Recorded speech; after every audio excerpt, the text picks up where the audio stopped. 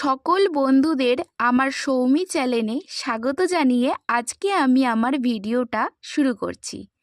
আশা করছি মহাদেবের কৃপাতে সকলে ভালো আছো। আজকে আমার ভিডিওটা হচ্ছে মহাশিবরাত্রির 2025 সালের তারিখ ও পালনের সময় নিয়ে। তো শুরু করা যাক আজকের ভিডিও। যারা নতুন আছো তারা একটু আমার চ্যানেলটি সাবস্ক্রাইব করে আমার পাশে থেকো, এইটুকু অনুরোধ তোমাদের কাছে রইল। সনাতন হিন্দু ধর্মে যতগুলো পূজা বা ব্রত থাকে বা উপবাস থাকে তার মধ্যে অন্যতম গুরুত্বপূর্ণ হলো মহাশিবরাত্রির ব্রত। এই ব্রত পালন করা হয় বিশেষ নিয়মে, এবং ব্রত যেমন করা হয় ঠিক সেই সঙ্গে সেই ব্রতের পালন করা হয়। অর্থাৎ যদি কোনো ব্যক্তি ব্রত রেখে উপবাস থেকে ব্রত পালন করেন তাহলে পরের দিন তাকে সেই ব্রতকে ভঙ্গ করতে হয়, সেটি হলো ব্রতের পালন। তবে এই ব্রত দুই রকমভাবে পালন করা হয়, স্মার্ত মতে এবং বৈষ্ণব বা গোস্বামী মতে।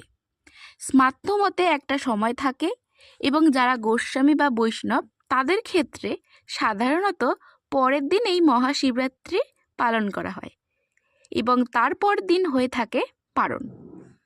তো সেই কারণেই আমি আজ আলোচনা করব যে 2025 সালের মহাশিবরাত্রির কবে পড়েছে, তিথি কবে আরম্ভ হবে এবং সমাপ্ত হবে, এবং সেই সঙ্গে কবে তার পালন হচ্ছে।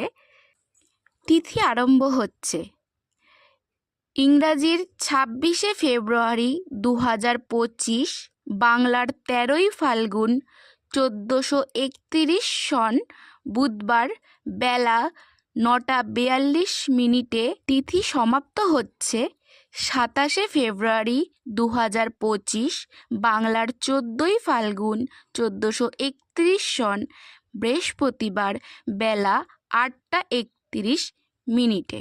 অর্থাৎ সারাদিন উপোস থেকে সন্ধ্যার পর জল ঢেলে বা 4টি প্রহরে উপোস থেকে যারা ব্রত সম্পূর্ণ করে তারা স্মার্ত মতে অর্থাৎ 26 তারিখে বুধবার ব্রত সম্পূর্ণ করে 27 তারিখে পালন করে ব্রত ভঙ্গ করবে।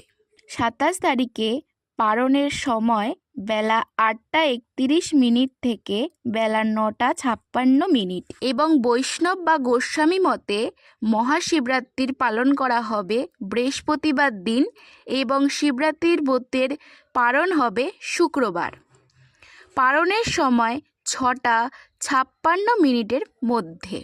তো আজকের ভিডিওটা আমার এইটুকুই ছিল। ভিডিওটা ভালো লেগে থাকলে অবশ্যই শেয়ার করে দিও এবং এইভাবে আমার পাশে থেকো। সবাই ভালো থেকো, সুস্থ থেকো। হর হর মহাদেব।